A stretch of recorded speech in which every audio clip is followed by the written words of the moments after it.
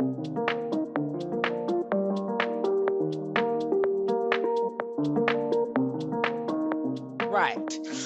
So, welcome to the Waltham Forest Elevate Business Recovery and Growth Program. Today, we're going to be talking about, is your business idea viable? Obviously, I've spoken to a few of you already, and you have business ideas that are already in operation. Things have changed during the pandemic. So, of course, things have increased or decreased. But here today, you're going to walk away knowing more of the clarity of a business idea and how to then get and start getting customers from the idea itself.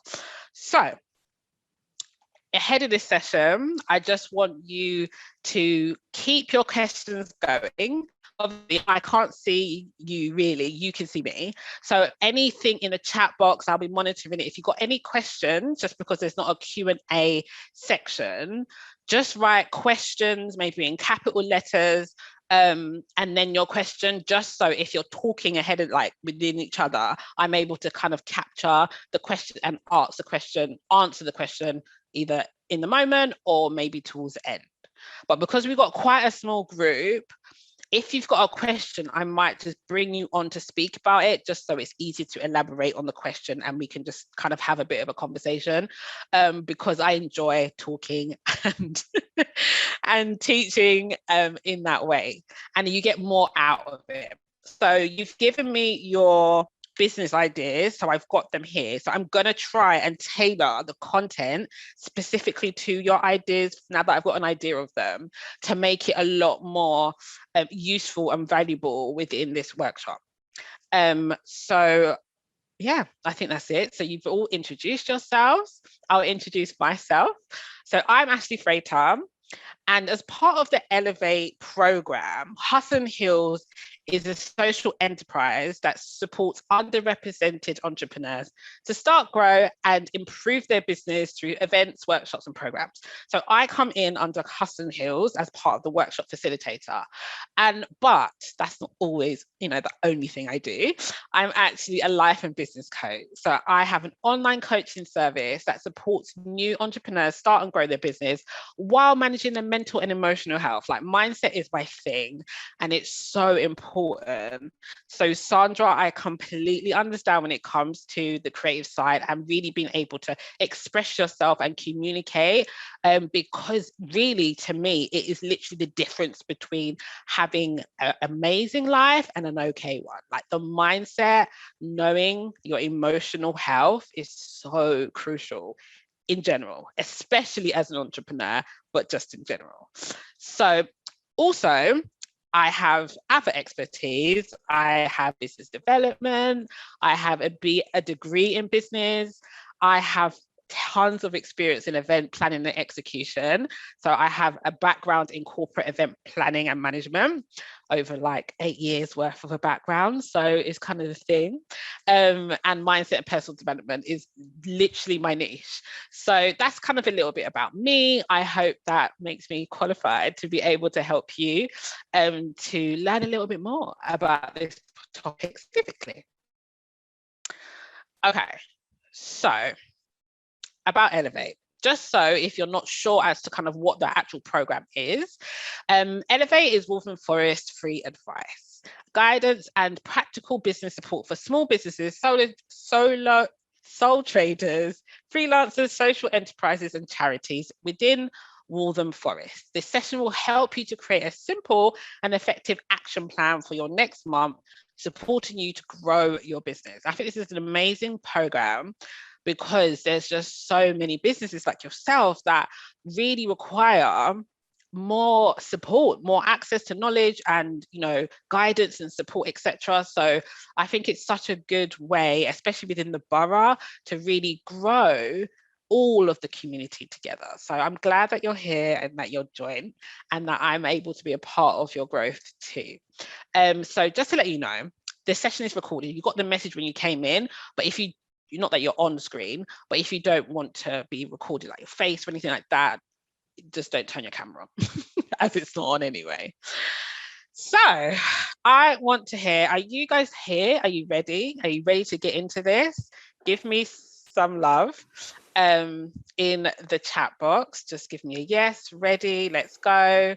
Let's get the energy high, just so I'm able to know that you're here. Holly says ready. Rachel, are you ready? Are you ready? I'm ready. Good morning. Apologies for being a few minutes late. Hello, Gareth. How are you? Yeah, very well. And yourself? I'm good, thank you. Thank you for joining us. Pleasure. So you're coming from? I am I'm a local guitarist and teacher. Yep. And I have become aware of these business seminars, and I'm trying to attend as many as possible, really. So, yeah, cool. Keen for the information. Amazing. Anything specific you want to learn today? Well, I'm focusing on teaching, on guitar lessons. Yeah. But I would like to diversify and do other kind of musical aspects. So yeah, it's with those areas that I'm kind of attending this. Yeah. So those areas in mind. Yeah.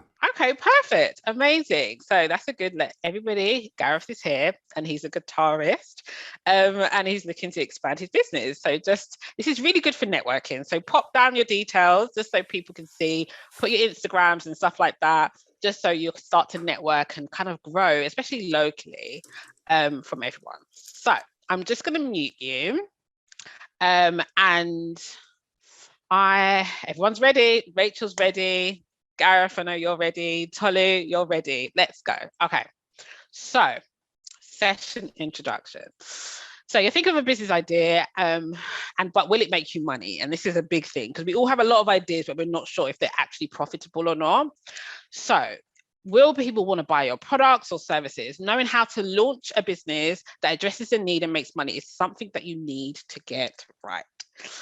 So in this webinar today, we are going to have 4 sections, and they're not quite, they're not heavy, so don't worry. And the first one is how to identify and develop a profitable business idea. We will then move into understanding the customer needs. Then the third is testing your ideas, which is super important. And then the last section is how to turn your market research into a business. So you will walk away knowing exactly how all 4 areas this can relate to your particular business. So just so you guys can get the creative and logical juices flowing, how to identify and develop a profitable business idea. What do you already know about this topic?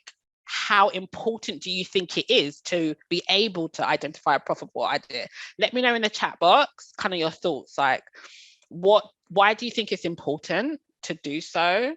And what do you already know about this profitable idea already? What do you already know how to identify it? Just let me know in the chat box. Just your thoughts initially about this. What you think it is, how do you think it works, and how important do you think it is as well? Let me know in the chat box. I want to hear what you guys already know. I'll give you some time to think without me talking. Gareth is introducing himself. So yeah, how to identify and develop a profitable business idea. What do you, RE section 1, ask about it. Yeah, well, yeah, of course, yes, ask about it. What else? How important do you think it is to actually clearly identify a profitable business idea? It's kind of in the title, isn't it? Rachel says, look for what the market needs or lacks. Oh, I like that. Yes, absolutely. That's how, yeah. Anything else you know already about this particular topic? Sandra, what do you think? Because it's a small group, I know all your names now. So I can just reel them off.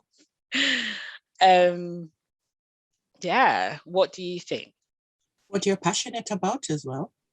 what you're passionate about. Yeah, absolutely. Yes, that's a big thing. Yeah. For But sure. what's the point of doing something if your heart isn't in it? 100%. Absolutely. Thank you.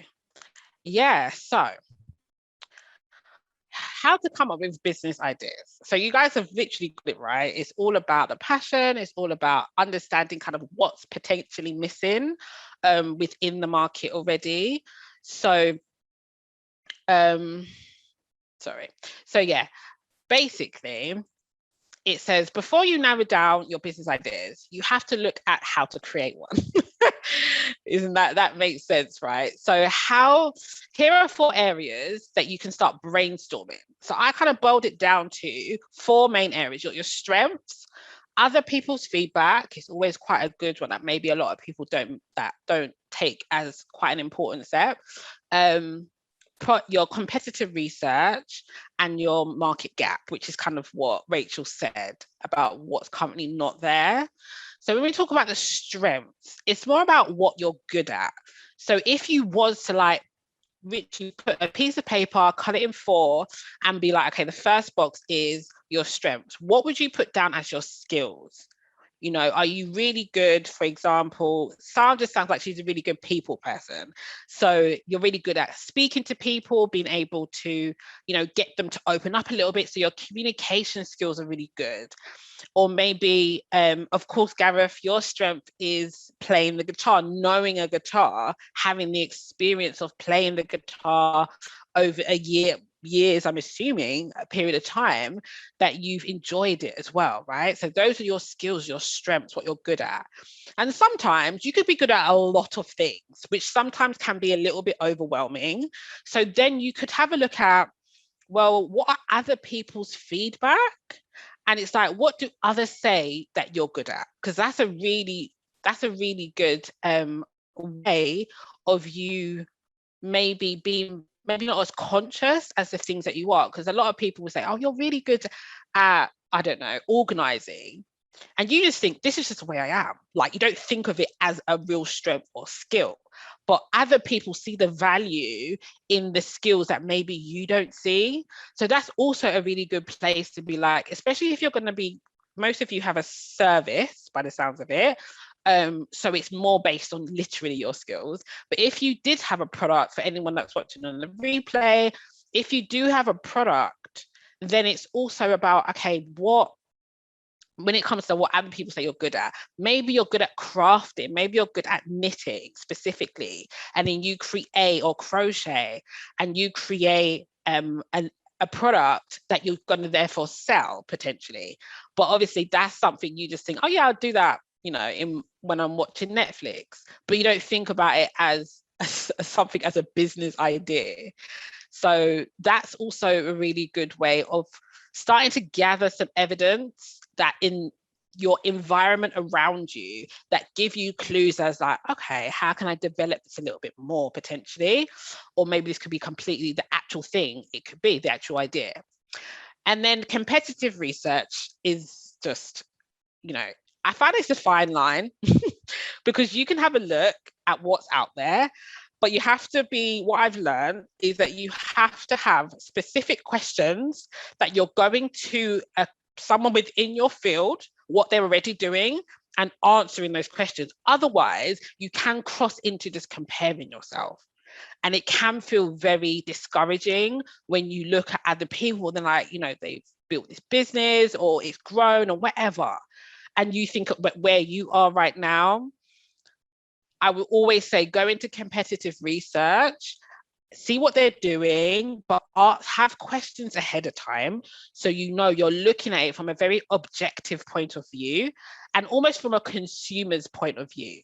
So, for example, you have Tolu, you have, you said the Japanese, the JDM, the cars, the Fast and Furious cars, that's what I'm going to call them.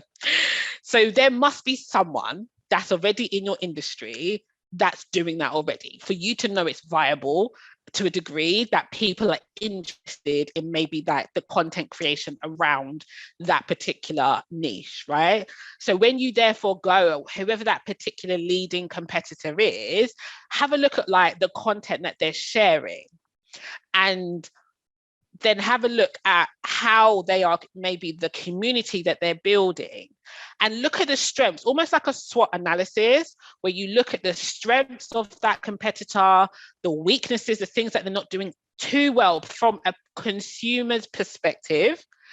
And then you can have a look at their opportunities of where they can expand and grow, and the threats that are usually environmental, like the pandemic, for example, how and other maybe technological threats that might come up that they're not in. For example, if they're not on TikTok, and you know TikTok, obviously it's a platform that is taking over the entire social media industry at this point, especially from a content creator point of view. If that's seen as a threat, where they are not in an area where you can then maybe dominate that particular area in the same niche, do you know what I mean?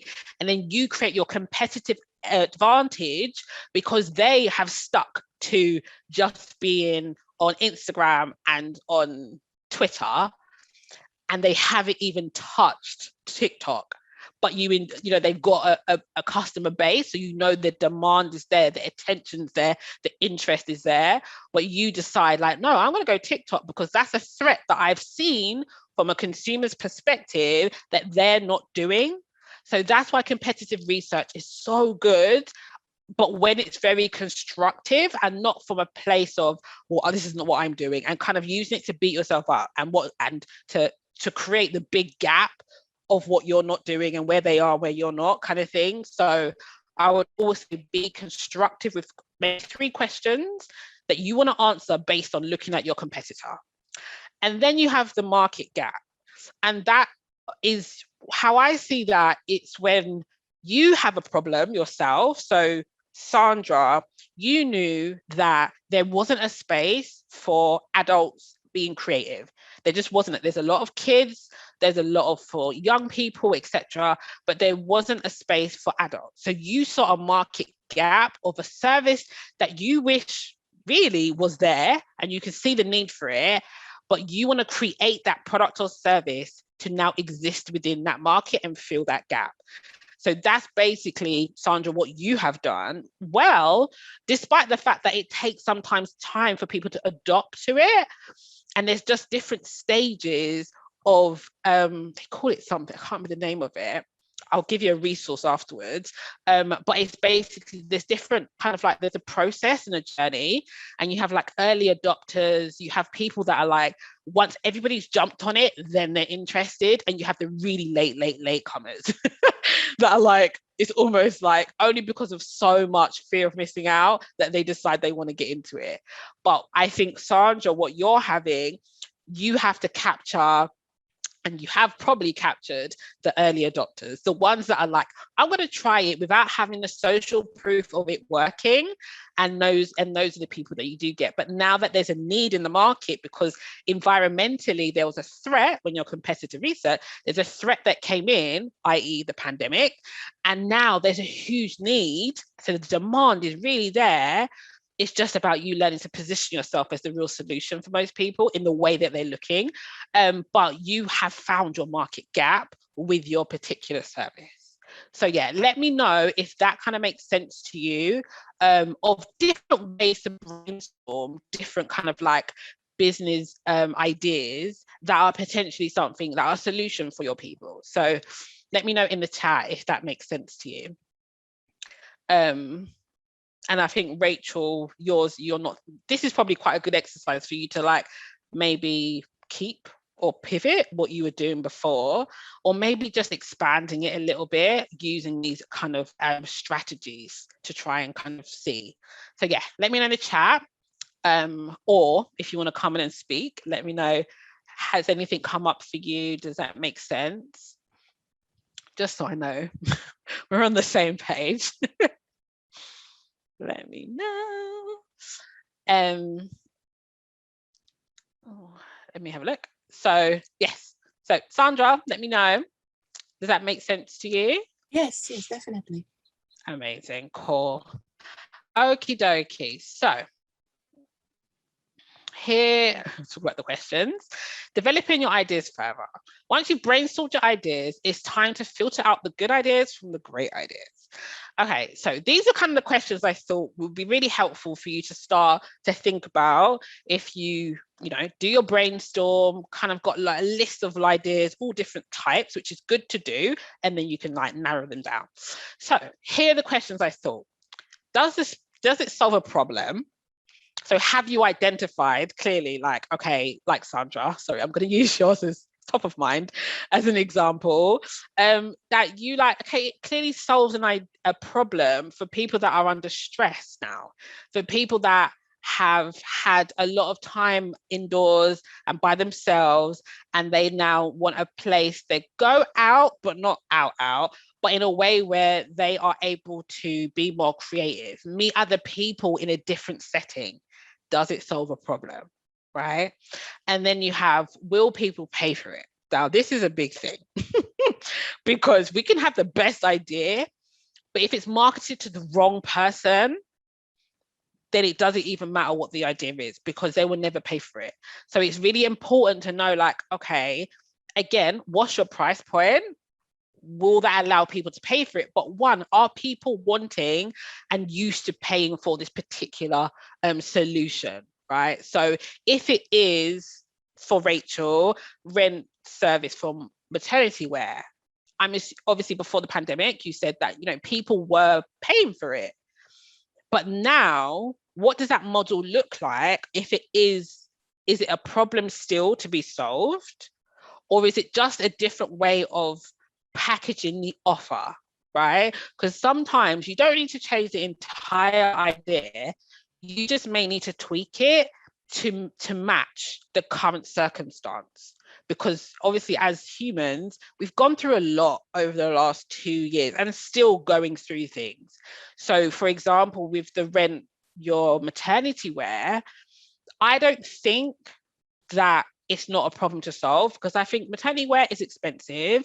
And especially, I'm not sure if you do specific, like if it's like evening wear or it's just general stuff, but specifically, there's a need for people to want to solve that problem, because some people don't have the money to buy a whole wardrobe for 9 months, or specifically the last end part of it when things start to not fit, right?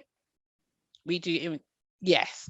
So like the evening wear side of things, I can see why that may have slowed down. I get that, just because of the circumstance. But if specifically you are, offering maybe a specific type of maternity wear to rent, maybe it's super sustainable. Do you know what I mean? Like, it's really getting to understand, okay, people are willing to pay for this thing, but maybe I need to price it differently potentially, or maybe create the offer so it's a little bit more, it's more value packed, if that makes sense. So maybe it could be more of a subscription. I'm not sure what your model looks like, but a subscription based or a membership, or something along those lines, just to tweak it. Whereas before, maybe it was literally just per item, it's subscription and monthly. Oh, okay, yeah.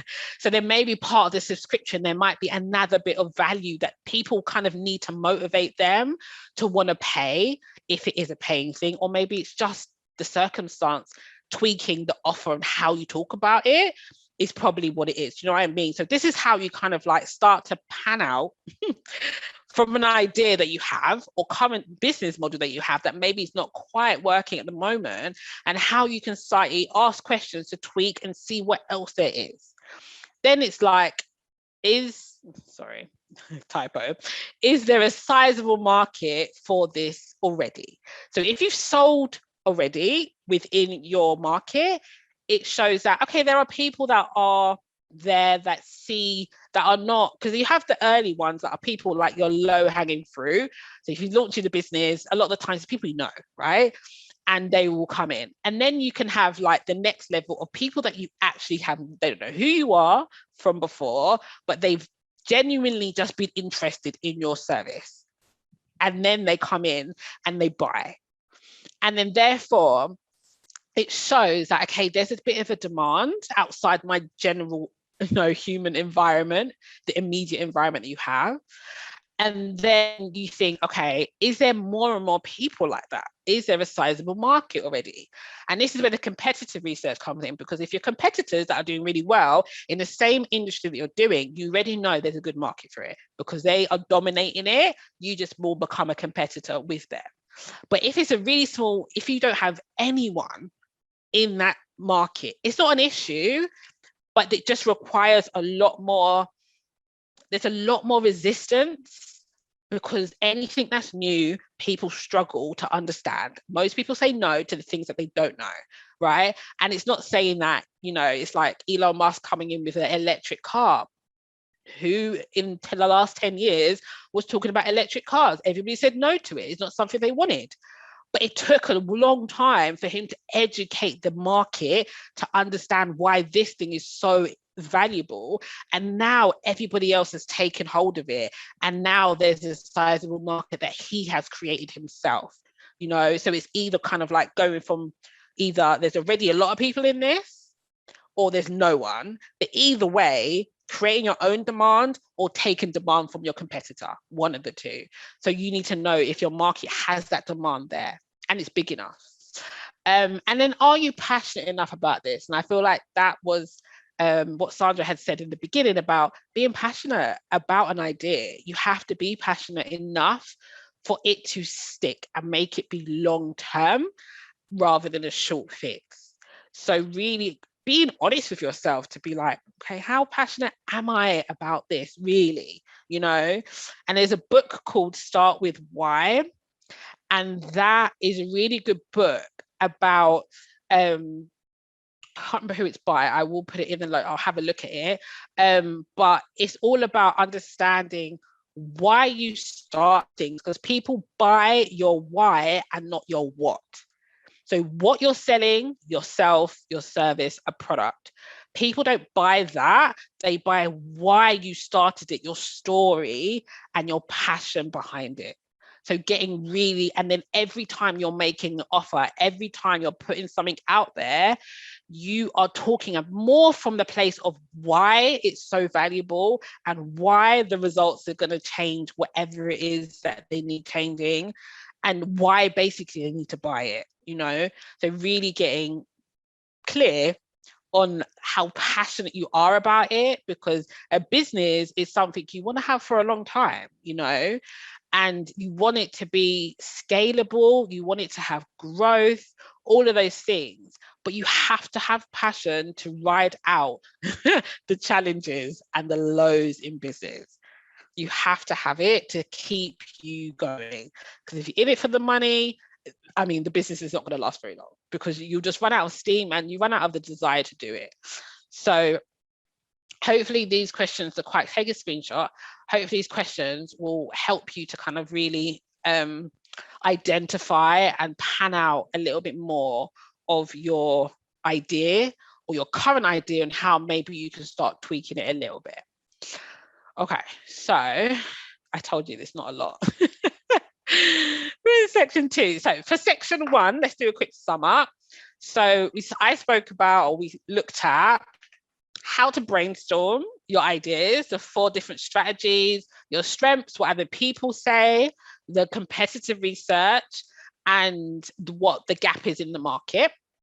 And then we looked at the questions to start pulling the differences away from, you know, what is a good idea and what's a great idea based on really your market. Is it a sizable market?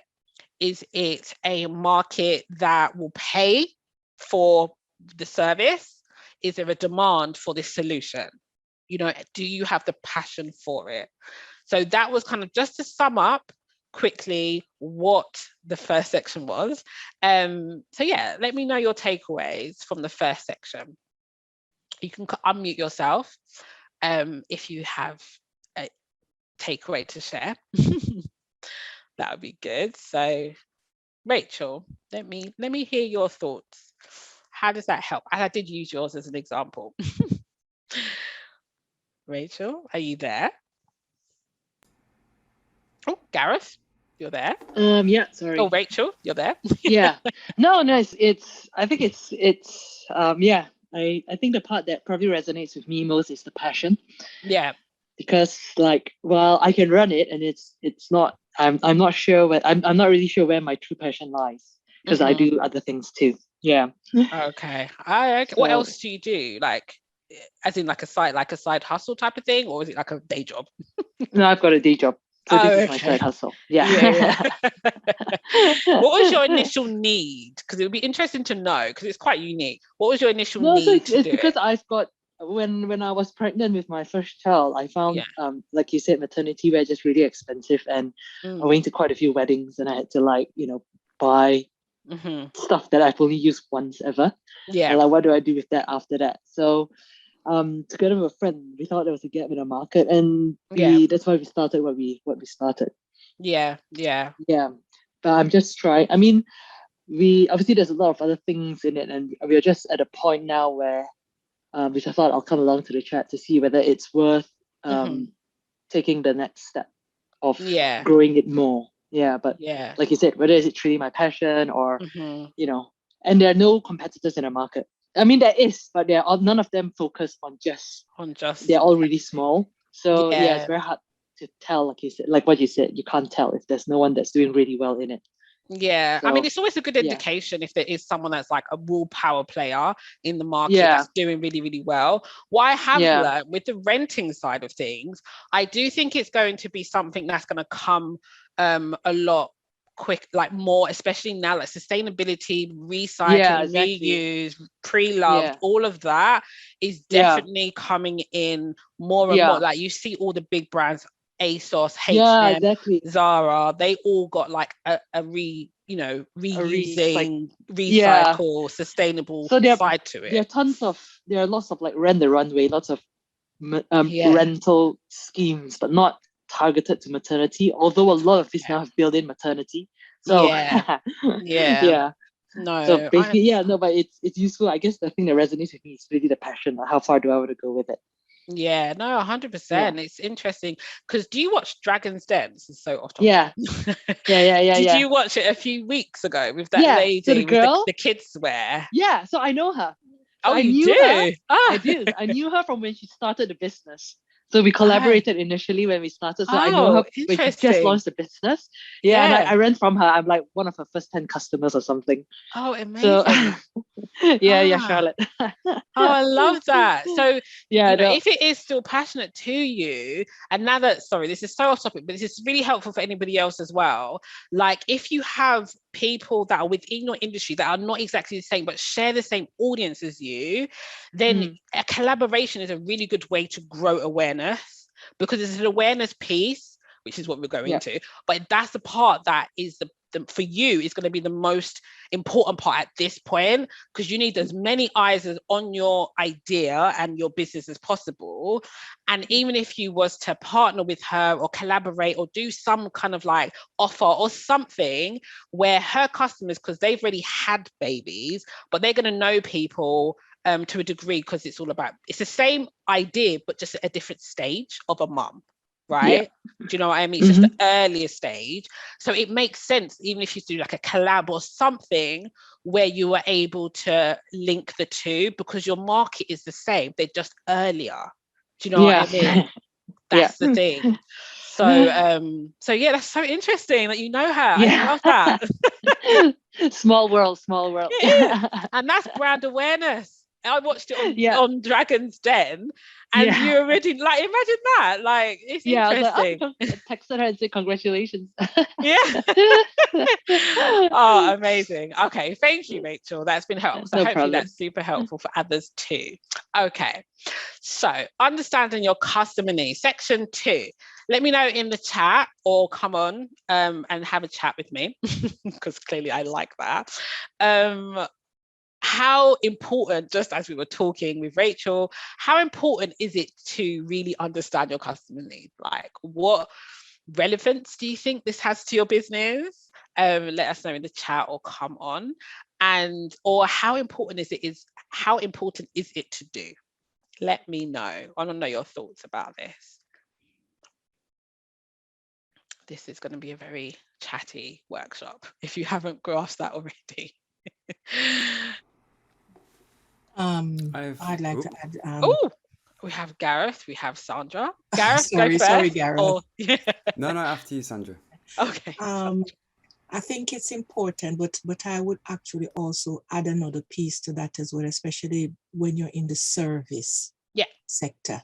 Yeah. Because after doing this for a couple of years, it's also, I find, I'm going to use the word facilitator. Yeah. We undervalue our bandwidth. Mm-hmm. And sometimes in this need to, I want to start a business, I must fill a gap or whatever, we extend ourselves so far that we actually cannot deliver what we originally started out trying to deliver. Mm-hmm. So I agree in principle that your customer needs are important. Yeah. You need to balance it with what it is that you can actually deliver. Yeah. Sensibly. Yeah. No, I think understand your capacity to deliver is incredibly important. When you're a one person, of course, when you have a team and stuff, then it grows. Mm-hmm. But I understand it's like that creativity and that energy versus the capacity. Yeah. Do you know what I mean? That it's that toy at getting the balance right, because I understand exactly what you mean. And if I may make a comment on your section 1, where one of your points was about what passion you take to it. Yeah. For me, passion isn't all about, because I think when people hear the word passion, it comes across as, oh, I love it, I adore it, all of that. Yeah. But passion is also about structure and boundaries. Yeah, 100%. Yeah. So it, as I said, this balances this section 2 conversation. So I just thought I'd mention that. No, thank you. Super valuable points. Amazing. Thank you so much. Gareth, what was your thoughts? My thoughts for understanding customer needs was the satisfaction and, well, from their point of view, that they're that they're getting a good service or product, in my case service, and also from my point of view, fulfillment, that I've done a good job. So I come away kind of enjoying my job essentially. They go away wanting to use my service again and refer me to people they know. 100%. That would be why understanding customer needs are important. Yeah, for sure. No, I agree. Absolutely. Because it's the value add, isn't it? Making sure that you are adding value to them for them to want to talk about it. You only talk about things that you really enjoy. Like, you sell it to other people, you tell them about the experiences because you've had a good experience yourself. Mm-hmm. And subconsciously means that brand or service or organization has understood your needs to the point where you actually got value from it. So no, absolutely. I like those two. Thank you, Gareth and Sandra, for your points. So here is kind of defining your target customers. So before you can test your ideas, you need to have a clear understanding of the specific customers you are targeting. So here are kind of 3 basic steps really into how to kind of create like a persona. We call it kind of like my avatar, ideal customer. There's loads of different words for it, but basically it's almost like a buying or a customer persona. So the first step is identify how many different types of customers you have. Sometimes you could have, so like, for example, Gareth, you could have children, maybe could be a customer, or you could have people that are really, enthusiastic of music and they really want to learn maybe a new instrument. And then you have also maybe the older, like the retired customer as well. Like, you could have a retired person that's got a lot of time. I literally have all of those. Oh yeah. It sounds like it. That's what I mean. So you have 3 different types of customers. Mm-hmm. So then you know how many. So step 2, use a template to kind of write down the common characteristics of each main customer group identified. So I would say go with one, especially as your business has started, a lot of you, and you've got kind of like people that have already become customers. They've gone from people that didn't know you, that paid you, and now they have been customers of yours. So go with, to start with, who are those people? Because you can have a lot of people that if you was to be like, oh yeah, I've got this new business, and they're like, yeah, it'd be great, and you have loads of interest, but then when it comes to actually buying, there's not a lot of people that buy. So you want to count the people that you have basically exchanged value and money for, as part of like almost like your data, because all three of you have already started your businesses before. And you can start panning out like, okay, these are the people that have paid me.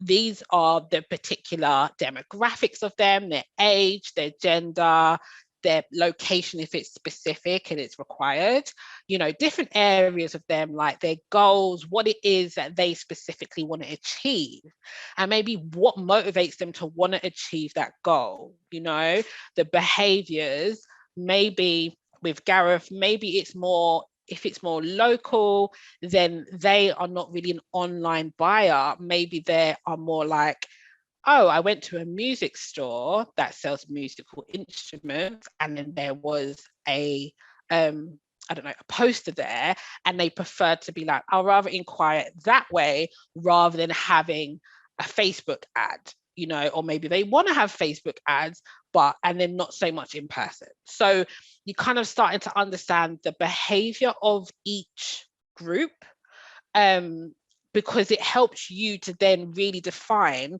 how you then reach them first and foremost, what motivates them to want to buy, what is their biggest driving force, i.e. what are their biggest pain points at the moment? Like, do they have, like with Pamela Power, Pamela's pain points are no inspiration for buying or trying out new things, right? High delivery charges and taxes. She's not in it. So therefore means for this particular person, wherever you're providing a service for her, she will know, let's take Rachel's, say she was a woman that had kids and she's pregnant or something like that, but she literally doesn't like high delivery charges or taxes. So as a brand, so Rachel will know as a brand, I need to give her free delivery, because that's going to be one of the obstacles that's going to stop her from completing her purchase, whether it's online, whether it's well, it has to be online, whether it's online through an app or through a website, whatever. Having no delivery charge is going to be like, okay, I'm not aggravating that pain point, I'm soothing it. I've got a solution for her. No inspiration for buying and trying out new things. But maybe if you have a maternity, I don't know, a brand, for example, because it's resale, a brand that is like quite well known in the maternity world, and they're like, okay, it's not a new thing, it's something that they've already seen. They're like, oh yeah, I understand, I know this brand, I like it, I couldn't afford it. But Pamela has no inspiration of buying and trying new things, but she will try things that she already knows. So having brands associated that people already know, already like, and already trust, and having that as part of your model or within your service alleviates the pain points of this particular customer, for example, right? So this is why it's quite good to just get, I would always say, few demographics, because you kind of want to know, especially if you're local, location is obviously quite key. But if you're not, location, you can just have it UK, Europe, US, whatever. But more the goals that they want, the biggest pain point, because obviously you've got the solution, but the biggest problem that they have, or group of problems, the motivations behind it, the psychological things that drive their attitude. Are they sustainable? Do they take care of the environment? So therefore, you have to include those things to appeal to that particular target customer. Do they like quick things? Do they like bargains? If they like bargains, then things have to look like a bargain for them to be like, okay, this is for me, right? So do they like a really good service, like top line, and then that's how you have to kind of like wrap your service in a bow for them to feel motivated to want to trust your brand and your service, and then go ahead and buy from it.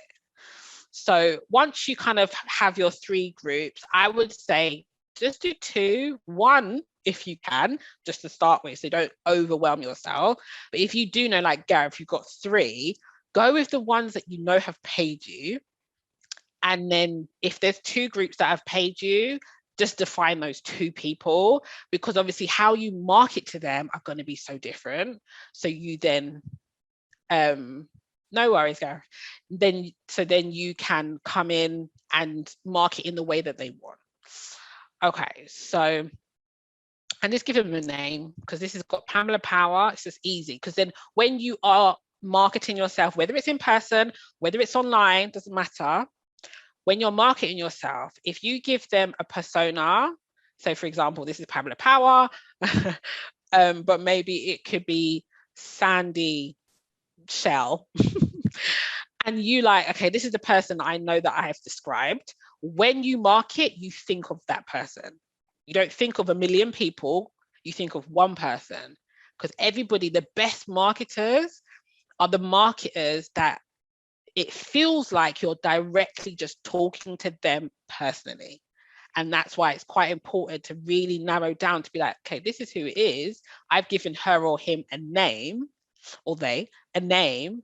And this is a person every single time I show up online, every single time I go to the supermarket and someone asks me, well, what do you do? And you speak about, okay, this is what I do. This is my business. This is my service. You're still thinking about that one person that you've designed, and you're hitting all those points when you're talking to the randomest stranger that could become your client. You don't know.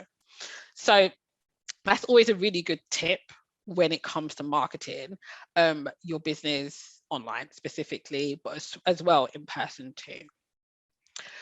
So once you kind of have got an understanding of your customer persona, so who your customers are, now it's about what are your customers' needs.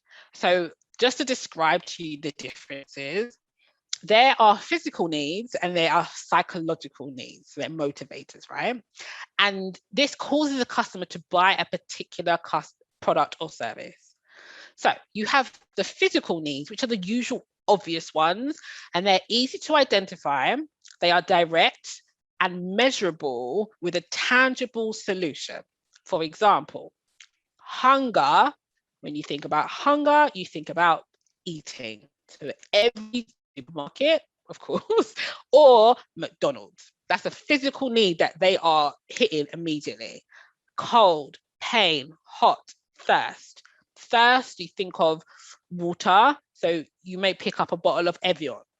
Or you may think, okay, I want a hot drink. So you may go to Starbucks or Costa. They're physical needs that a brand soothes quickly. Then you have the psychological needs. They are more abstract because they only exist inside of our brain. I call them the invisible ones. And they shape our beliefs, opinions, desires, and preferences. So on the other side of my little diagram, you have value, time saving, convenience, supported, money saving. So Rachel, if you were going to do this, your physical need would be clothing, right? You need something to wear. You can't be naked. Pregnant women want to know that they can wear clothes that are going to fit them. So that's a physical, obvious one. The psychological need is therefore going to be one, well, it's not clearly this, but it could be a range of these. Money saving, because like you said in your own experience, when you are pregnant, it's expensive. And knowing that you're not going to be able to wear these things for a long period of time, it's literally for a very isolated period of time. So it's money saving by providing a rented version of it, especially if you have a wedding or an occasion to go to, right? It's convenient, I would say, because if it's on an app, it's just there, all they got to do is pick something, I'm assuming, and then they get it sent to them, right? Time saving. If you had a wedding like you had to go to, you have probably an idea of what you want to wear, but it also helps you to save time looking for it. If you've got an app and it's like going to ASOS, or if you're going to Zara, specifically, yes, you need to clothe yourself physically, but psychologically, there's going to be more motivators driving you to go to Zara versus John Lewis, for example, right? Because it's going to be based on the person themselves and what that need is. So that's why it's quite important. In the other slide, when we were talking about the target audience, target market, customer, and you are breaking down basically all of the, you know, specificities of who they are, their motivation really is going to be the psychological needs from your customer. That's technically what they're going to be. They want to save time.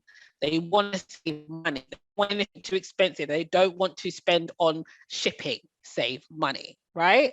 So then when you cross them over, your profitable idea is in the middle. And that is how all of these Netflix, the physical need is boredom. Like, okay, that's more of a psychological need, but the physical need is entertainment. Should we call it that? Entertainment, right? They need to watch something. But then the psychological need is like they want to have a lot of value. So it's like £10 a month. It's a lot of value for hundreds, probably 1,000 of options, right? That's a psychological need because they want to be entertained, because entertainment technically is a physical, but the value of it, and also the convenience of just flicking on your TV. You don't have to wait like before for a show to come on, not even know what show it is. Now you have it literally at your fingertips, like it's on demand, right? So these are things, especially through the pandemic, there was a lot of reason to be entertained because there was a lot of pain. There was a lot of, I don't know what's happening. It's very uncertain. I've lost my job. I'm not well. I have family members that are not well. There's a lot of physical needs that happened during the pandemic, and Netflix done extraordinarily well because they understood there was a pain of loss, grief, uncertainty, and the psychological needs were value, one, entertainment, laughing. They want to take their mind off it, escapism, convenience, all of those things really amplified the brand.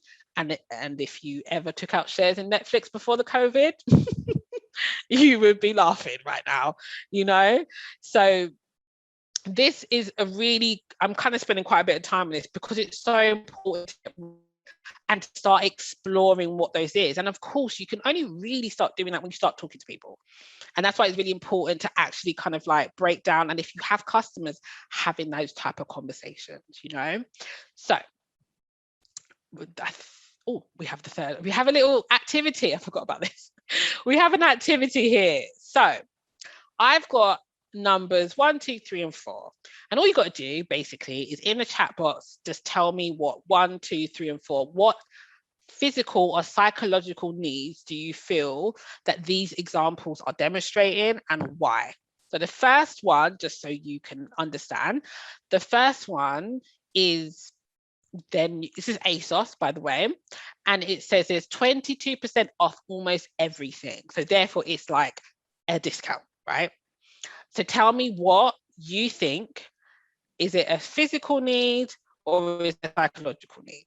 That's it. Physical need, psychological need. Which one do you think it is? Value, physio. Yeah. Psycho. So, and 2, it's just a toothbrush, as you can see. Nothing special about it, but it is sustainable, I must admit. It's a sustainable toothbrush. Yes, Rachel.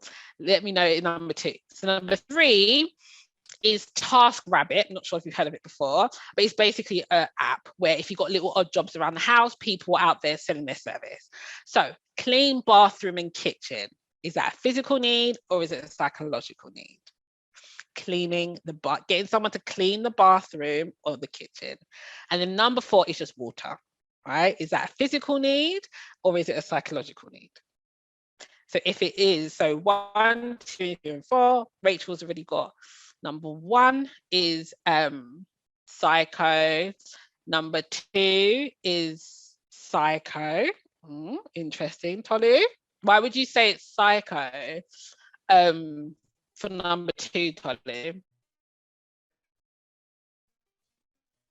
It's a bit of both, though, to be fair. I'll give you that. It is a bit of both, but I would like to hear a little bit more. Number 3 is a service. So it's a cleaning service, basically, because of, yes, environmental concerns. Absolutely. It covers both, because number 2 is a toothbrush. You need to clean your teeth. That's a physical need, dirt. You need to clean your tooth. But the bigger motivation, as you just said, is the environmental concerns. The sustainability of the toothbrush is what motivates people to buy that more, because that is their biggest motivator. So yeah, the psycho is a bit of both. So number 3, Rachel says, is psycho. It's again, I put it down to physical, because you have a bathroom. Well, it's both. You have a bathroom or kitchen and it's dirty. You want it clean. So you want a deep clean. There's a physical need to not want to see dirt in your house, right? But then there's a psychological side where it's convenient. It saves you time. So yeah, they're really a bit of both on both sides. Rachel, you can clean it yourself, but psychological need to pay someone.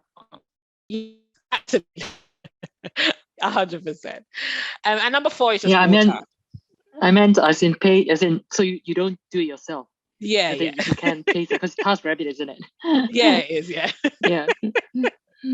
Thank you. And number 4, physical. Yes, water first. We need to hydrate ourselves, yeah. So so this is a good little activity, just so you start to understand the things that you already see out there, what the needs are, and how a business and a brand has identified them, and then how they amplify it, right? Because the tangible thing is the what of what you're selling. The toothbrush, the what. The why is it's sustainable. The psychological side, the need, the motivator that gets them over the line. And it makes them feel like, no, that's for me specifically, because it's talking directly to the main things that they value the most. So when you are generally buying things, kind of do this exercise yourself. So you start to kind of like, for everyday things, and especially if you go out and you decide like, oh, I feel like this. I feel like it's a psychological need, right? Yes, you're hungry and thirsty, but really, okay, am I going to go to McDonald's or am I going to go to Pret a Manger? Do you know what I mean? Because both of them I can eat, but my value is, well, no, I feel like something a little bit more healthy, a little bit more, status improving. Because Pret a Manger versus McDonald's, they're 2 different food groups in that regard, but either way, they sell food, right? But it just depends on me as a person. What are my values? Do I want to take care of my body, or do I want to eat crap? I mean, I do both. Just depends on my mood.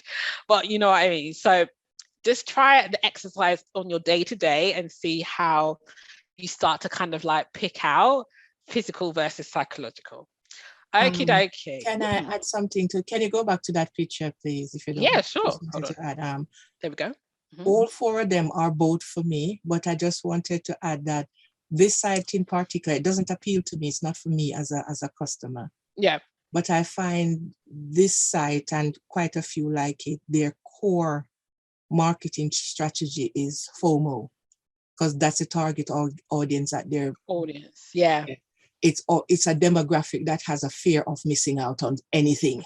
Yeah. Show me, look at me. Yeah. This site is not for me at all. Yeah. Even with all the other bits and pieces, the environmental, the recycle, those are attached under the FOMO umbrella. Yeah. Everything about this site is about fear of missing out.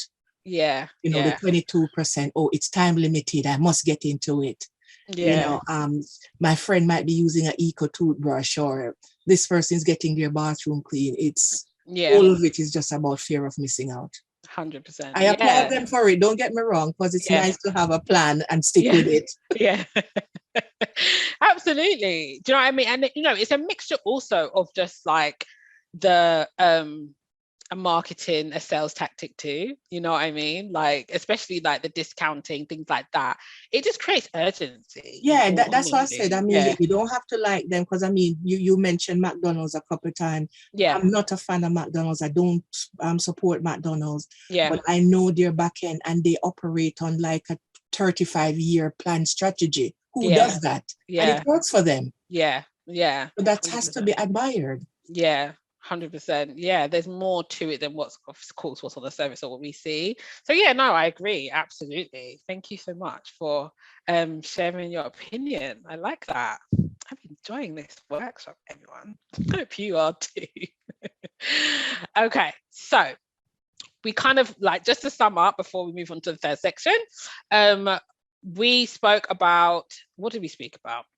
We spoke about customer needs, defining your customers, knowing who they are, creating a persona, really getting clear on the different ones. Start with one or two, especially if you've got people who have paid you, start with those and see what that data is and really start to understand the persona of the ones that have been paying customers. And then really understanding your psychological and your physical needs is what motivates people. Okay, so third and final section, I'm going to start finishing up a little bit now, is testing your ideas. So we've now, defined what the idea is, or we've got a group of ideas. We know now who it's for, as in who the customer is. And then now we've got to think about, okay, how do we now take that the next step and start testing the ideas a little bit more? So what do you already know about testing your ideas? How beneficial is it for the business? When is a good time to use it? That's a good question. So let me know, or come on and have a chat, your thoughts about this particular these questions here.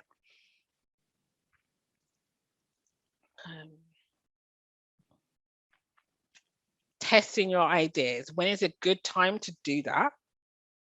And how can this benefit your business? And in the chat, what your thoughts are, or come on and just share your thoughts. Again, with service, yes. This one is a tricky one. Yes. Because when I did my testing, initially, I started what I'm doing because I couldn't find what I want. So I wanted a community thing, really. But in testing, I realized that my demographic wasn't even from my community. Oh, okay. So I had to really be flexible. Yeah.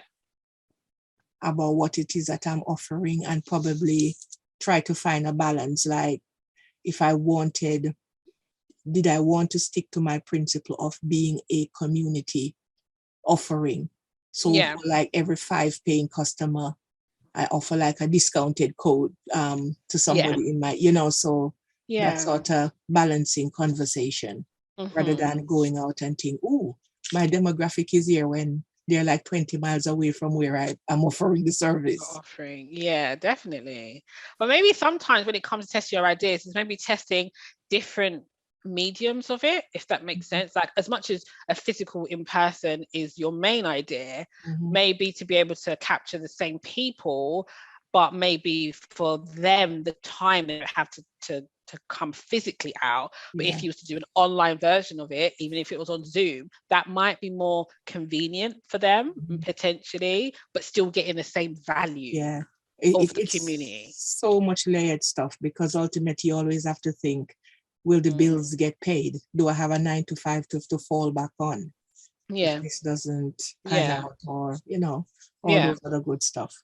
Yeah, no, yeah, definitely. So yeah, I feel like here we got some answers here, but I think it is, what I find is testing is that you have to really just do that, and just is trial and error of all different styles, giving it an end time frame so you have it constrained, so you're able to gather the numbers to then really factually decide, okay, this idea and version or strategy worked and this one didn't, because my numbers say so, So here are a few strategies, because now you got clear on who your customers are, you can figure out if the idea is viable for them.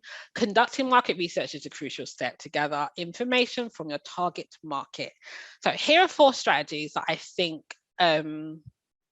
is quite, the basic strategies that you could try. and see kind of what your results look like. Tolu says, I'll say a good time to test is before you go to investors or do any marketing.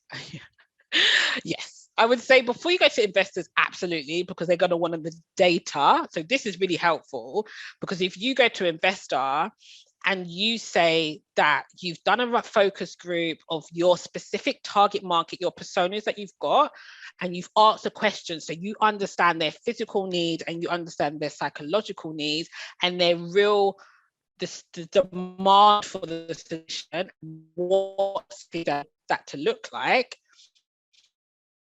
And you say, okay, I've had one-to-ones with a few of those people from the focus group, maybe the ones that really sound like your Pamela Power, your specific target customer, and you've had those one-to-one conversations, and maybe it's like a 15-minute chat just to dive a little bit more into her real problem or his real issue or challenge that they're currently facing, to get more of the psychological understanding of their attitudes, their values, their interests. And then maybe you could do like a broad market research, which is just surveys. So you know a specific group of people, and there's quite a lot of those people, you know, maybe they're in Facebook groups, which is basically the next one. But maybe you're able to like put it on your LinkedIn profile, or local area you're in if it's local, other businesses, etc. And you put this survey out for a general kind of data understanding of the actual market as a whole, if that makes sense. So you'll find people like, yeah, I want to get 1,000 responses to this survey, because they want to know, okay, the percentage of 1,000 people that have answered the survey, 10,000, even 100, of that percentage, 50% of them have said, or 60% of them have said that this particular challenge or this solution is really required, or it's missing, or they're looking for it, you know. And it gives, especially from an investor's perspective, there's a need and demand for the solution. And then for the final one, because especially if you're experimenting on testing the ideas, discussions on social media, which are really easy. You can do social listening quite well. For example, today on LinkedIn, I put a question out on a poll, which is, again, testing is market research. And I wanted to know people's understanding of, it was very specific to like speaking, but if it's something that they do or not, basically yes or no responses. So it gives me an understanding of the people that are in my community, in my audience online. They are either 50% yes, 50% no, 70% yes, 30% no, 99% yes, 1% no. Do you know what I mean? And then they elaborate in the comments. So that's where the discussion part comes in. Because when people are talking, like you've come on here and you're speaking specifically from your experience and your thoughts, I get more of an understanding that Sandra's a really good people person. She's got high empathy. I can feel that. And that's where discussions on social media comes in, because the comments is almost like the one-to-one interviews, because you're able to then understand the value of that person based on how they've written, or what they've written, or what they have related to the question to elaborate on. You know, so if you was to use all 4 strategies, this is a really good way for you to get all round of testing your market research. So you have primary market research and secondary. So primary is like focus groups and one-to-ones. Secondary is like surveys and discussions on social media, you know, and they just give you more of a quantitative, so just the numbers. 1,000 people, 75% said yes, 25% said no. You know, and then focus groups, interviews are qualitative, and that's more about the values, the interest, the psychological side of the questions that you're asking and the results that you're looking for. Because then you know, okay, most people are really struggling with their mental health and anxiety. Most people are really wanting to save money because they don't have the additional income now that the interest rates have gone up, but they're still pregnant and they need to have clothes to wear. Do you know what I mean? Or the guitar, like Gareth, you can have like a focus group potentially on specifically entertainment, wanting maybe for the older generation that has retired, you know, or people that now have changed jobs completely. They've decided that they don't want to do their job. They have now the time and space, the money saved up to be able to just take some sabbatical leave, or they are just, you know, taking some time out of working, and they want to focus on maybe, you know, doing that one thing that they never had the chance to do and the time to do before, when they were working flat out, because that was their main primary focus. Now it's shifted. Now they got time. They want to learn a new instrument, or they want to just play an instrument. It's their lifelong goal that they've never had the time to do. But only in the focus group and the interviews do you really get the sense of how valuable that is, you know. So that is how, you know, testing, like Sandra said, for a service, I feel like it can be quite, it's a lot easier, I would say, personally, as I'm a service myself, because it's just about talking to people. It's just talking, and the service is all about talking. Do you know what I mean? Communicating in different ways. Whereas a product, I find they have to physically have it and try it most of the time in order to give feedback, if that makes sense. So I feel like there's a little extra steps. But either way, testing your ideas and trying different strategies to get different responses, just to make it a lot more of a broad and in-depth activity. And if you therefore want to take it to investors and other people, you've got a lot of data to take to them and be like, listen, there's a demand for this. I've got the numbers to prove it. It's not just me saying it, the numbers are there to prove it, you know. And then it just requires money and skill, marketing, etc., to then provide that service to those people, right? So yeah, so let me know if that makes sense to you. Any strategies that you're willing to try, Sandra, Rachel, Tolly, Gareth, specifically, or you've tried it already and maybe want to add another one? I've tried focus group, the survey, interviews. I've not done the discussion on social media. Yeah, but you could just ask, you know, even if you was to do, are you on social media yourself? Like a particular... I am, but it is not my first port of call, if I'm being honest, because yeah, I do feel social media takes away something from that whole community vibes that I want to build up. Yeah, about face-to-face, that oral conversation, that hands-on. Yeah. But sometimes, you know, okay, you know, it's social media, but you can also do discussions. So for example, even if you type on Google, Quora is a really good, like, a forum, and people share their ideas. It's Quora, and then there's Reddit is really good as well. You don't even really have to interact. You type in the keywords and it will bring up all the conversations that is kind of local and relatable. So that's also a way for you to kind of gather the general, like, social listening. That's basically what you call it, where you start looking. To be fair, I am on social media that I tap into exactly what you have said. So yeah, I'm not unawares or, you know, unappreciative of it. But as I said, I more stay in the background and sort of piggyback on what other people are doing and sort of pick the best of it out of it for me.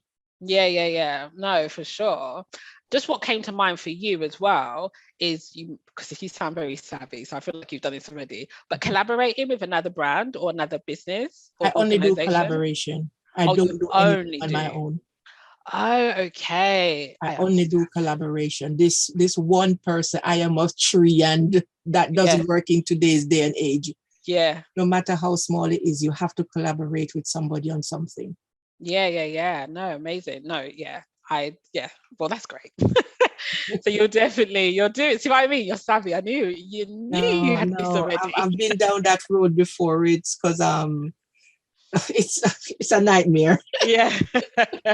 I hear you. Okay. So Tolly says focus group sounds good. Yeah, definitely try it out for your activities business, you said. Rachel says not done focus groups, but can certainly try that. I think focus groups, Rachel, for you would be really good. Get a group of mums or pregnant ladies together, because you know what, mums that have had babies, because you're one of them, because they don't have a need for it right now. It's good to have them afterwards, because if they get pregnant again, they know where to come. But you really want mums that are currently pregnant, the ones that have just found out or trying. People that are trying to get pregnant, which they're going to be on these apps, Peanut, all of these apps, and like social Instagram places, what they call it, accounts, Peanut, all the ones that have the apps that help people if they're trying to get pregnant, etc., or they are pregnant, they just found out they're pregnant. These mummy groups, there's a million mummy groups on Facebook. Getting a group of those mums together, more of them, really getting a real understanding of like what is the key need here, and how specifically it relates to them and how they would want to interact or buy from a brand. Really, really good for you if you are willing to try. So that's my 2 pence. Okay. So section 4. Oh gosh, section 4. Last bit is how to turn your market research into a business. So we're just gonna, here you have is we kind of elaborating on the customer profile target audience part. So now you collected information from your target customers, it's time to clarify on what value your creative brings, and get clear on the purpose. So the problem the customer has, because once you do your focus groups, once you really have those conversations with people, surveys, all the things, you get a better picture as to what the problem your customer has, the solution, therefore, that they're specifically looking for, and then what the product or service, therefore, should be. Because there's a book that I have, I'll get it in a minute.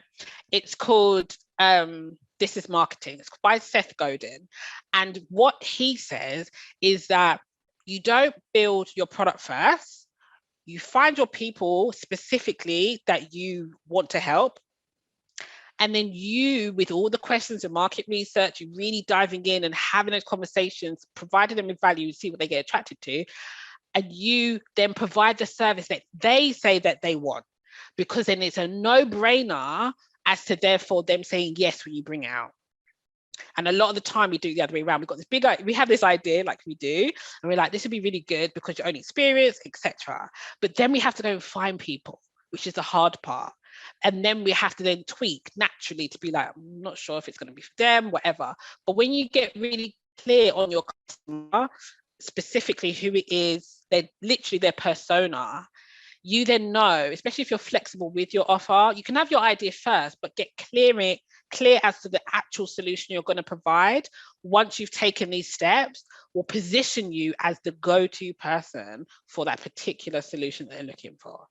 So that's really just how you segment the market down and take your market research and analyze it, so you basically become clear as to these 3 specific statements here: the problem your customer has, the solution you need to provide, and what the product or service will be. And you're very clear as to each 3 of these, because it will position you better within your market for sure.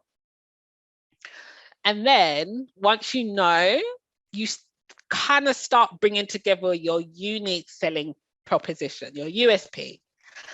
And of course, that's like a statement that succinctly sums up what makes your product or service different. Because like I said, competitive research, you know what other people are doing, but you need to know, okay, how are you going to differentiate yourself from those that are already in your market? Gareth, I hear you here. Ashley, I'm so sorry. I'm gonna have to leave you. I left this morning quite tight, and I've got a student in a few minutes. So it's okay. My sincere apologies. Thank you so much for this morning, though. No worries. And, I may well see you on another seminar if you're doing another one. I am, yes. No worries. Thank you so much. Okay, and right. There'll be a replay anyway, so you can watch it back. My apologies again. Okay. No worries. Take care. Bye. So then you have Apple. Obviously, we all know it's a mobile phone. Like, there's many other competitors, Samsung, Nokia, all of the things. But Apple specifically offers highly featured and functional mobile devices and computers that are easy to use. That's relative to people that are on PCs, because not all Apple products are easy to use when you're used to another one. But that is how they differentiate themselves on the market. And then Deliveroo, you know, there's Just Eat, there's all the other ones now, but Deliveroo delivers high quality food from favorite local restaurants to people's homes and offices in less than 32 minutes, which is interesting, because I think it is actually, depending on the time of the day, on average, it is that. But you will notice on Deliveroo, they are more like high quality, like around here, it'll be like Shake Shack and like, you know, restaurants that are a little bit more middle price point, rather than the McDonald's, the KFCs, you know what I mean, the Greg's, etc. So I do concede the difference now, where they've positioned themselves as that go-to person for the psychological needs for that particular customer. So it's just about understanding what your differentiating factor will be within your market. And then the final step here is that now it's time to take your research and your USP and turn them into customers. So this is a marketing funnel, which is, you've probably seen it before. It's pretty, you know, universal when it comes to marketing, the basic, simple part of marketing. And you have a simple funnel. So you have the top of the funnel, which is what I was talking with Rachel about, and Sandra does it really well in regards to attracting, you know, new people, collaborating, doing speaking, going to an exhibition, like just getting yourself out there, getting your brand name, what you do out there. So you attract strangers at the top of the funnel. That could look like social media, keywords. So if you're doing Google, SEO, blogs as well, they're really good at top funnel activities, attraction, awareness stage. And then your customers, once they're aware of you, because of course you've done your research, so you know you're going to put a post out about, I don't know, free delivery on a particular brand. Let's call it, I don't know, brands of maternity, but maternity wear brand. That's something that's quite aspirational, because people are like, oh yeah, I like that. And they say it's quite expensive, for example, mid-range price point. And you say free delivery on this particular brand, and then you then in your particular wherever people purchase and become a member, and you can say all for, I don't know, £10 a month. Really good to attract people on social media, because you know your customer, you know the psychological needs specifically for that person. You also know that they're going to be on social media because you know that's their activity, that's how they work. And you therefore know that they want to save time and money. So you know that it's free delivery, for example, but they want value for money. So they want an expensive item for £10. Right? And therefore you learn to attract these people. That's top funnel work. Then you move down and then you start the kind of conversion. So this is where you will they may not say yes for the first, but they're first aware, which is important. Then they're like, okay, she does maternity wear. I'm going to follow her a little bit to know what other brands, what other services, what other information do I need about how it works? What's the process? So maybe you like, oh, we have a newsletter. And so you're saying, you know, join the newsletter. So then now they're starting to, you know, you engage with them and you convert them into someone that's on your email list. Because then you can start creating more targeted emails to them. You can let them know if there's a new line, new brand that's come in specifically, and you can let them really understand the values of the business, and you can just send them an email every week or whatever else. And then you could be like, okay, say you've got a launch coming up, or it's a new month and you want to make it kind of like a bit of open doors type of thing, or you've got collaboration with the lady that does the Charlotte, is that her name? The lady that does the kids wear. Similarly, you've got a new launch, you've got a collaboration. Then in the emails and on social media, of course, because they're still going to be following you regardless of where they are, what platform they prefer to be on, But then you're like, okay, this offer, and it's for, I don't know, 10 days or 5 days, 2 days, whatever. And it's specifically got specific lines that you collaborated with, and you're telling them about this, and you want them to opt to buy, basically to sign up to be a customer. They want to know like how other people have used your service. So you have testimonies in there. You may have, like, even on social media, you might have reels that are like from customers that have decided that it's been a really good service for them, etc. They move in, and then they become a customer.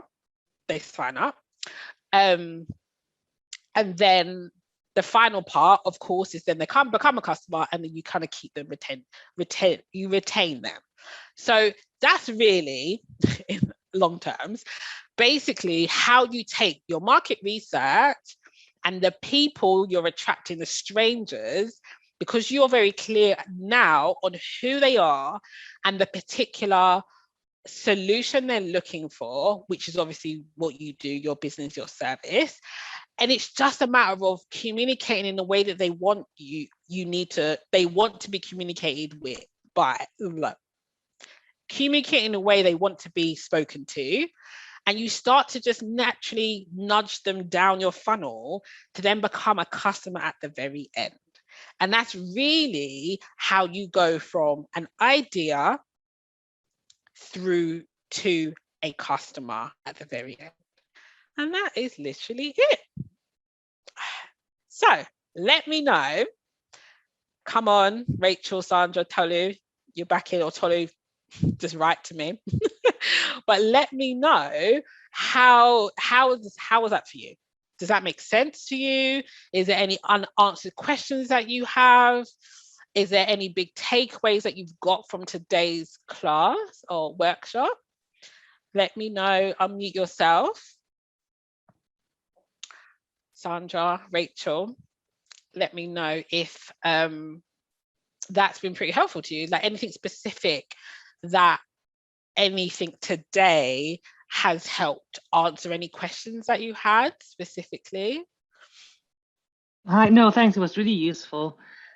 And about the marketing funnel, like I've read about it, I know about it, but it's almost, I mean, I'm terrible at like creating newsletters and whatnot. I've always thought whether I should just pay someone to do it. Yeah, I'm not sure. Because I'm not sure how I can actually do these like call to actions, landing pages. I know there's stuff out there that like MailChimp and all that we use, but we've done it. It's not really. But none of us are experts in marketing, so it's not. I'm not sure how useful it was what we did or not. Yeah. I mean, I think you don't have to be an expert for sure, because I'm definitely not myself. But it's just having an understanding of like knowing that you're taking basically a stranger to become a customer. Do you know what I mean? And I kind of see it also from a place of, you have a stranger that becomes your friend, and then becomes your best friend. Like that kind of mentality, you know? So what you need to do, if you met someone in a coffee shop, to be like, what would you say to them to get to know them as a person? Do you know what I mean? You would like say things, you build rapport. That's really what you're doing with strangers. You know, again, you've done your research, so you know that they want this maternity wear option, because you know there's a need for it, because you've spoken to a million people that like said they need it. And then you know that the solution, you know, the motivators behind them is that they need to have, you know, time saving, cost saving, etc. It needs to be easy. Maybe they want specific brands, because that could come up in your market research that they want to see, that will make them more enticed to be like, okay, this could be something that I could, the service that I would use, you know what I mean? And then with that information, you then, if blog writing, maybe blogs might be, do you like writing? Let's answer that question first. Do you like to write? Do you enjoy writing?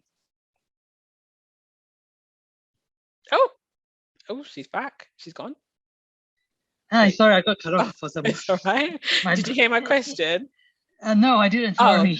yeah. I was saying, do you like writing? Like, do you like blog writing, or are you someone that prefers to just speak? Like, how would you say your more strengths? Where's your strength? Yeah, I don't mind writing. I prefer writing. Prefer writing.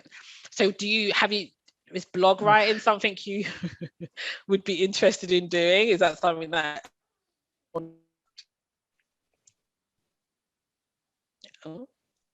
Gosh, yes. Yeah.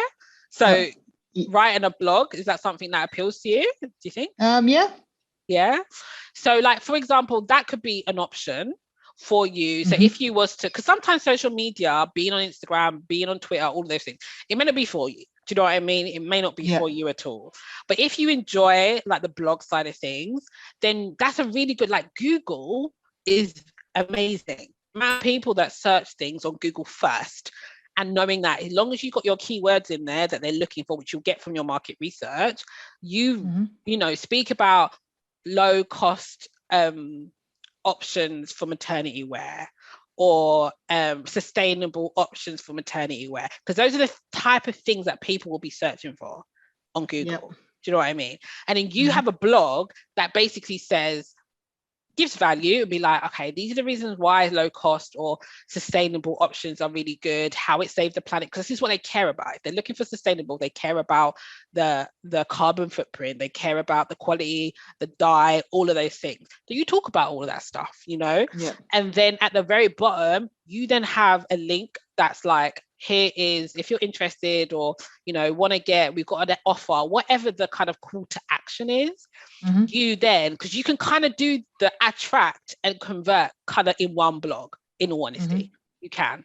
And you can be like, oh, they'll jump over to your website or your app, or however you kind of like do the transaction, and then they can read a little bit more on your landing page potentially of like or sign up to your email address or something that allows them to convert more than just looking at your blog and reading it, to taking a small action that's almost like them saying yes, but not necessarily the yes of handing over money yet, but yes, like, okay, I'm to learn more about what you have to say. Do you know what I mean? You can 100% hire someone to do this. 1000%. Like, absolutely. If you don't want to sit there writing blogs all day, every day, and then have like social media presence as well, it can be a lot, because Sandra before was talking about capacity for things. For sure, it can be a lot. You can hire it out, but I would say it's really important for you to know very clearly for you to instruct someone else to do things for you, is to understand it yourself first, at least your market and your solution, you know? So I feel like, that should, hopefully does that make sense? Yeah, it does. Thank you so much. No worries. Tolly says, big takeaways for me was a focus group for market research. I think it could be very beneficial, engaging want, need, interest, individual visibility. 100%, Tolly, 1000%. I think this market research is overlooked so much because we're so excited to bring out a new idea. We kind of sometimes don't spend enough time in the market research side of things to be able to position ourselves, get our USP right, or for them, and then be able to hit the ground kind of running, to then really, you know, impact that group of people as quick as possible with your solution. So I think spending time on the market research side, I think, is never a waste of time. Never, never, never. And it's also something, once you've done it once, it's not like one and done. It's something where you've got to kind of keep understanding what's working for them. Even when they were a customer, what was your experience? What's working for them? What's not working? How would they want to improve the service? Do you know what I mean? So you keep very relevant to how basically human behavior, because we change so much and environmental things change us. So we have to keep up with it as much as you possibly can. So so Sandra, let me know what your takeaway is. My takeaway from this is actually I'm excited about what I do. I think I need to sort of do my own little research on community people who are doing more community work. Around service, because I've attended a few of these sort of sessions, and it's all about, it feels like it is leaning into this era that we're in, where everything has to be on social media. Yeah. I appreciate that you have given a balanced viewpoint. So this is no reflection on this workshop. Yeah. But I honestly am not interested in any of that. Yeah. I don't want to scale the heights. I don't want to climb Mount Olympus. I just want to be known for being a community resource. Yeah. Being 100%. at the end of, whether it's a workshop, a conversation, a space, that sort of thing. So probably seems small, not very expansive, but it's still a lot of work. Very, very strong mindset. Yeah, 100%. Really, and discipline. But as I said, lots that I've taken away from this bit. I'm going to carry on with my backseat reading up of what the information of the creative industry, because that is a part of my strength that I take to my business. Yeah. Over time, I find most creative people can't actually explain what they do. They go to a creative workshop and they produce the most beautiful art, but they actually can't explain how they did it. Yeah. And this is where my strength comes in. I'm really good at process. I break it down and disseminate it to the layperson. Yeah. No. Sounds like you sounded almost like you got a bit of a course in you as well. Like, not that you may want to do it in person course, but it could be an online course too. It just sounds like you have that. If you're very structured and process, a step by step could be quite good for someone to learn it, potentially if there's a particular craft that you know that you. And you've just hit on the bugbear. This is why I actually turned up at this one today, because during the pandemic, I am quite IT savvy and all of that. During the pandemic, I pivoted quickly. Within a week, I was online. So literally all of my in-person sessions are now online. Okay. And I'm actually having difficulty now getting all these people offline. Yeah. Well, I think I'm having a lot of terrible difficulty, because when you're at home, you have all of your craft stuff around you. 100%. Absolutely. Like, I get it. I think maybe, like, I'm sure, have you done an event yet, or are you thinking of planning an event? Like, I've done a few events between November to now, like, soft introductions and so on. But people are still like, "Ooh, I have my collage at home, or I have my paints at home, or I could do this color at home." So I am having huge difficulty getting people back out into the space. Yeah, I mean, maybe because a lot of the time, because I've got a solid background in events, and I think the reason why, of course, it's like it's convenient at home, right? You don't want to leave the house. It requires more planning. But if it's something that's really enticing, like if you can get someone that's quite known in the craft world, or maybe in the industry, in your community, or in the local area, but that's quite well known, that's going to come maybe and speak, or speak about a particular technique or whatever. It's could be a resource. It's the resource they don't want to leave behind, because obviously I provide resources for my workshop, but when you have 300 pieces of collage at home at your fingertip and you're going to come into a space, so it's not that they're unwilling to come out. It's after 2 years, people have just sort of gotten used to turning left. Ooh, I have 200 bottles of paint. Turn right, I have 50 brushes. That sort of thing. And to be telling them. So I mean, as I said, lovely. I have lots of takeaway from today. So I'm going to really go out into the community, because I might even think of biting the bullet and just keep some classes online and just introduce new in-person classes. I'm quite flexible like that. It sounds it, which I think is really good, because so many people are not. So many people are not. So it sounds really good that you've been able to pivot really quickly, because a lot of people don't do that as quick, which is great.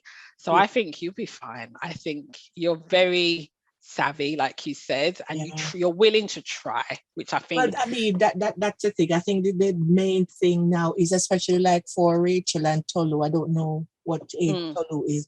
When you're young, do all those things. I'm at an age now where my strength is diminishing and I don't have the bandwidth to do like the 5 days a week class and all of that sort of thing. So that's also another aspect I have to consider as well. Okay. No, I understand 100%. Thank you. Thank you for Thank you. sharing. One quick thing right before we disappear, can I get your feedback again? So bear with me. We're back to this voting thing. So if you can see the screen, hopefully you can. Let me know if you can't. And I'm going to just put in the link here. If you could just click on it and just vote and let us know. Now that you've done the workshop, how much, has it changed based on your knowledge of how viable your business idea is? So if you would just vote for me, there's just 3 of us left, which is fine. Amazing. Oh, perfect. Love it. Let me quickly just take a picture before it disappears. And that's the end. Thank you so much, everyone. And you will get replays as well. And there will be a feedback form that will come through email, I think, from the Elevate team. But for today, thank you so much. And I appreciate your time. Thank you so much. Have a good break. You too. Take care. Bye.